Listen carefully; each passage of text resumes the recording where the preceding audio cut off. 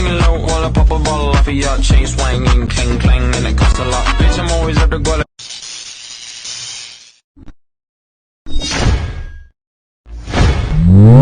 First of all, do you know about democracy? I would like to share with you what is democracy. Democracy basically means the rule of the people. Democracy first started as a direct democracy in Greek cities, where people came together to speak about their concern and opinion in front of the rulers of the city-state. Here is considered the birthplace of democracy. For the very first time, decisions were made by the people instead of ruler, slave, women, children, and the people who did not have land will not be allowed to vote. This is what we call a flawed democracy today.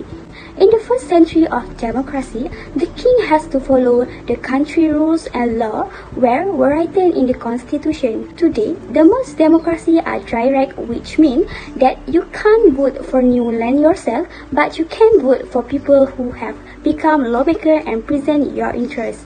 Democracy isn't just about voting, it is about everything to protect the best interests of the people, no matter what is their race, gender, politician opinion, and religion. Modern democracies divide power into three different branches, which is legislative, the people who make the law, the executive, who is responsible for enforcing and executing laws that are made by the legislative branch of government, and the judiciary, who is responsible for the interpretations and the application of the law.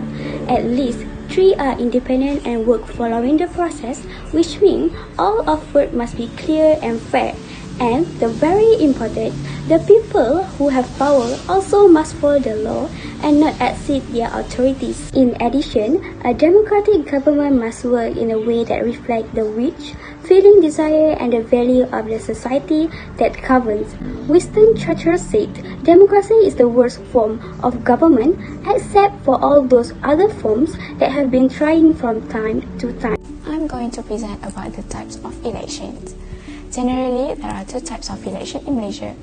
Firstly, the general or federal election for the House of Representatives, Dewan Rakyat. And the second is states election for the 13th States Legislative Assembly. So, the Election Commission Malaysia, or known as Suruhanjaya Pilihan Raya, SPR, are responsible to conduct the election with free and fair. So, free and fair here means in the context of voters. For example, the voters have the right to vote whoever they want to be a leader for their country or region, and that their votes are secret and cannot be traced as stated under the Elections Act 1958, Act 19 Laws of Malaysia. So, at federal level, Malaysian votes for the cabinets and prime minister, where a party that wins a majority will form a government through a cabinet. A cabinet member can be either from the Dewan Rakyat or Dewan Negara. But if the prime minister, the president of the winning party, choose members from the Dewan Negara, it indicates that those cabinet members were not appointed by Malaysian citizens. Let's say if you want to become a member of Dewan Rakyat or Dewan Negara, then go ahead, because there are no rules stated that only a certain race, religion, or even gender for this, except for one rule that applied during the appointment of Prime Minister, where he or she has to be a Malaysian citizen by birth. So the second type of election is the state election, where this election, or we are more familiar with the Pilihan Raya Negeri, PRN, usually will be running at the same time with the general election. But it's up to each state when they want to hold, because at state levels, they are under the scope of the state ruler. The leader of the majority party of State Legislative Assembly will become Chief Minister. This applies to states without hereditary rulers, or Menteri Besar, which apply to states with hereditary rulers. So unlike at federal level, each state do not have an equal amount of members of parliament, the MPs. The allocation of seats is determined by the population and territory size, as well as the constitutionally permitted weighting for remote regions. There is 6 procedure for the election in Malaysia, which the first procedure by choosing the date of the election.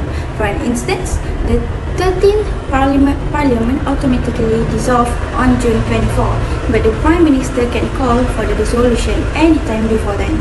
Next procedure is the nomination day, which means nomination centres are set up in various locations by the Election Commission to allow candidates to register themselves. Typically, any Malaysian citizen may register as a candidate unless disqualified. Candidates file the appropriate forms and place a monetary deposit. Other than that, the campaign period permitted by law runs from the date of nomination day until polling day. This will begin after nominations are decided and end at midnight before polling day. Campaigns will include tours around kampung and holding a ceramah or rallies.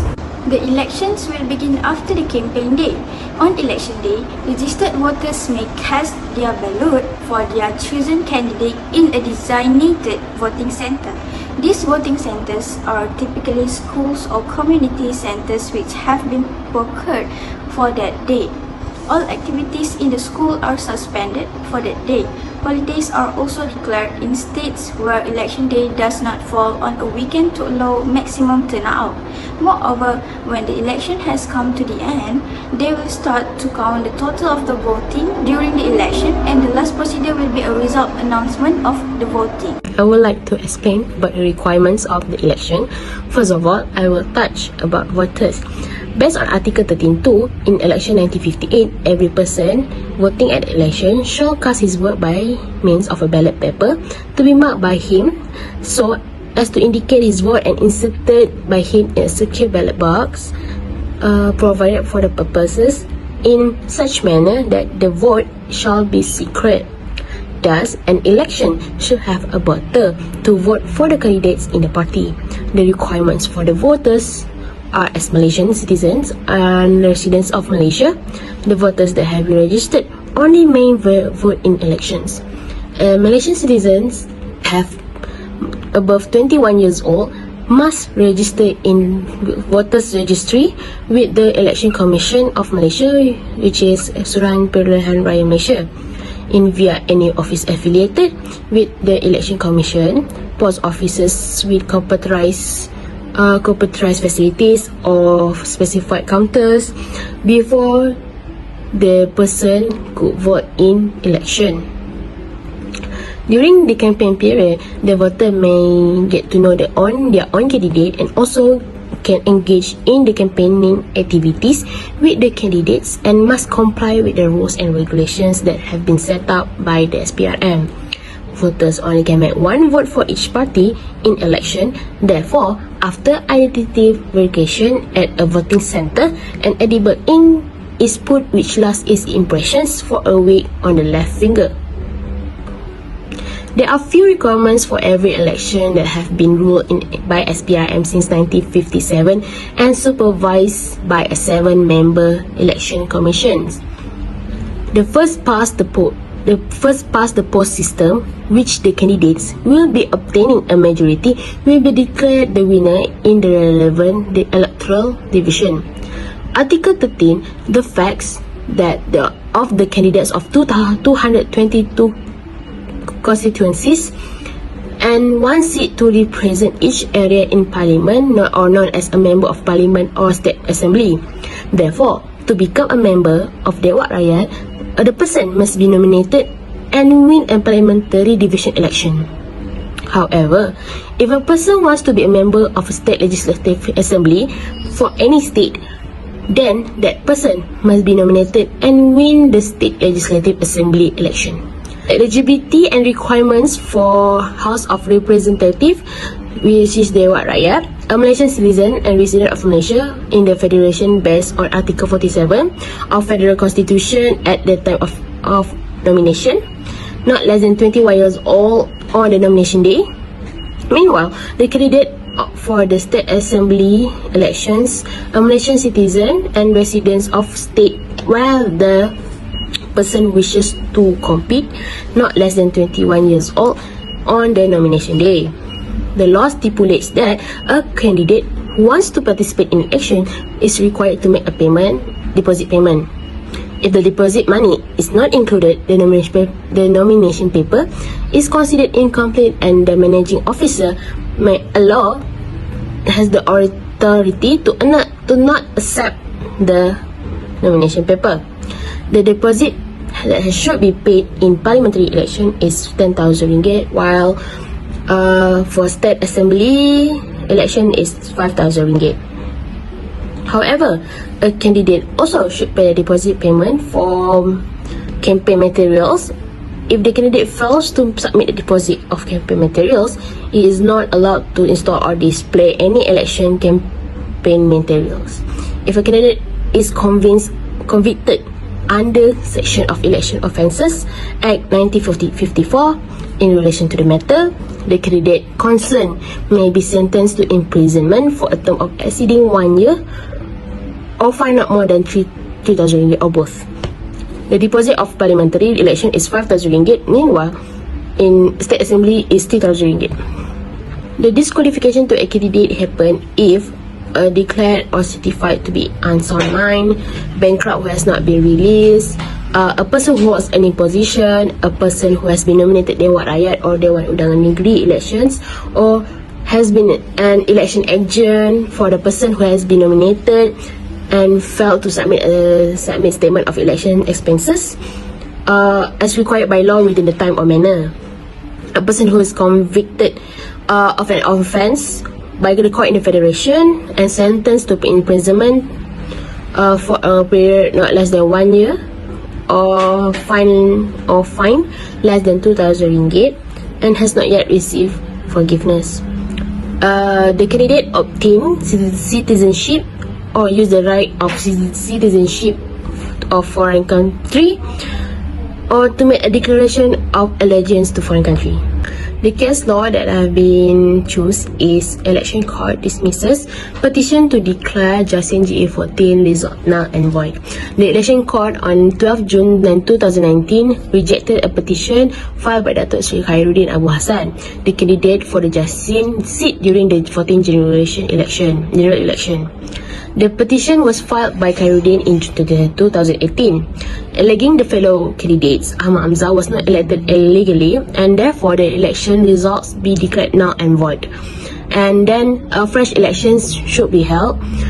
Judge Abu Bakar Jaiz dismissed the petition on the grounds that the petitioner had failed to prove that the elements of non-compliance under the Election Offences 1954 had affected the result of the election. Referring to the statutory provision of Section 32B of the Election Offences 1954, which requires non-compliance to be proven, and the judge stated that since the petitioner is relying on the ground, it cannot be disputed. It must be proven the non-compliance had affected the result, and in this case, it was not proven. For none of the polling agents and candidates had objected during the vote counting, and they had wholeheartedly accepted the election result. They saw with their own eyes vote every given to the candidates.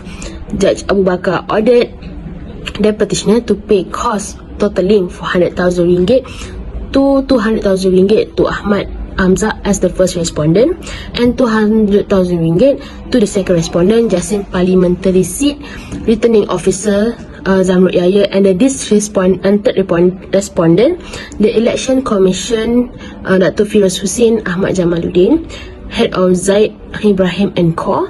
Litigation and Alternative Dispute Resolution Practice, represented Zamrud Yahya and the Election Commission in this case.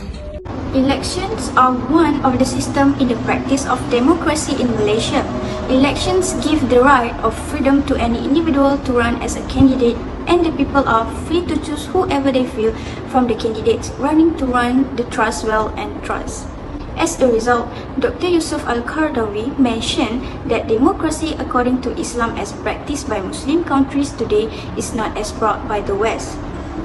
However, according to Islam, democracy is used in politics, namely in choosing leaders, the concept of advising, amar ma'ruf nahi munkar, and the concept of meeting or shura. It is different from the doctrine of the West in bringing about democracy that hands up absolute power to people to the extent that it exceeds the Sharia. In Islam gives freedom to the people to choose and vote for their representative as the government to carry out the trust in the field of state administration as well as in the field of Sharia. It does not interfere. Leaders take care of the limits and limitation of the Sharia so that it is preserved and pure from any invasion by ensuring that Islam can be implemented perfectly. Therefore, scholars differ in their opinion regarding the law on election. The majority of scholars and opinions used by Muslim countries today is the view that requires elections. Among the scholars who support this view are Sheikh Muhammad Rashid Redha, Al-Imam As-Shahid Hassan Al-Banna, Sheikh Muhammad Abu Zuhra, Abu Al-A'la Al-Maududi, Abdul Qadir Audah, Dr. Abdul Karim Zaidan, and Dr. Yusuf Al-Qardawi. In conclusion, there are three important reasons why people should vote. The first reason is one vote can truly make a difference. History has shown the importance of just one vote. The second reason is voting gives us credibility. When we vote, our opinion and concern become important to election officials. Next, the third reason is citizens of a democracy have a responsibility to vote. We, the people, live in a country where we have the freedom to govern ourselves. With this freedom come a responsibility to choose our leaders in standard form. Democracy required the function well. Remember the words of Albert Hubbard, responsibility is the price of freedom.